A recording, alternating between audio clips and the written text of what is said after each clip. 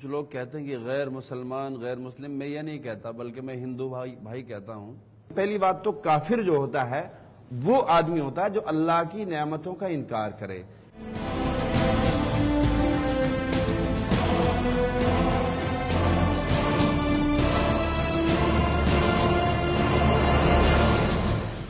आप बताइए, क्या वो आपका रब नहीं? काफिर की डेफिनेशन आप गलत क्यों बता रहे हैं? कुरान तो कुछ और ही कह रही है। कुरान कहता है, आप कुछ और कह रहे हैं, कुरान कुछ और कह रही है कि जो अल्लाह आपने अलग से कुरान बना ली क्या?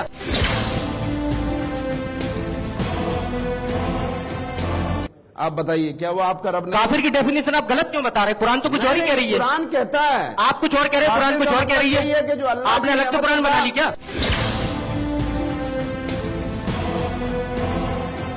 कि इस्लाम एक अमन व अमान का मजहब है। इस्लाम एक शांति वाला मजहब है। मैं आपके मजहब की बात नहीं कर रहा हूं, मैं आपके मजहब की बात नहीं कर रहा हूं। कुरान कहता वला तसुब्बुल्लज़ीना यदऊना मिन दुनिल्लाह फयसुब्बुल्लाह अदवन बिगैर इल्म।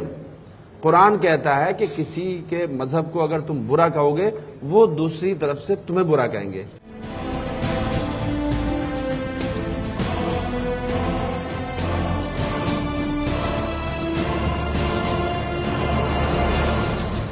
तो मैं रूल रेगुलेशन की बात करता हूं।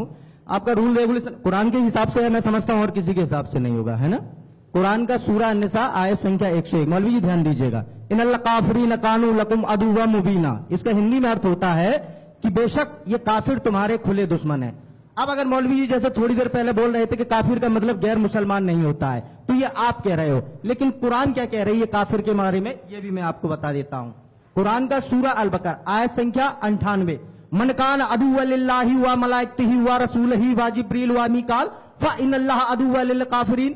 जो अल्लाह को ना माने, अल्लाह के रसूल को ना माने, 4 रसूल हुए हैं, दाऊद, ईसा, मूसा, मोहम्मद। जो जिब्रील और मिकाल को ना माने वो काफिर है। यहां इतने लोग बैठे हैं, बताओ कितने लोग जिब्राइल मिकाल को मानते हैं? यहां कोई राम को मानता है, कोई परशुराम को, कोई कृष्ण को मान रहा है, कोई बुद्ध को, कोई महावीर को। ये सारे के सारे काफिर हैं। और काफिरों के संबंध में कुरान आगे भी कहती है, कुरान का सूरा तौबा आयत संख्या 5, फैजन सलखल अशरुल हुरुम फक्तुल मुशरिकीना है सुवयतुमुहुम। अर्थात रमजान के पवित्र महीने बीत जाने पर मुशरिकों को जहां पाओ वहां कत्ल कर दो।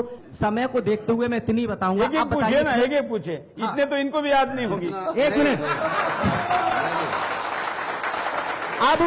अब मुझे, मैं सांप्रदायिकता के आधार पर नहीं, मैं मानवतावादी हूं, मानवता के आधार पर जवाब दें।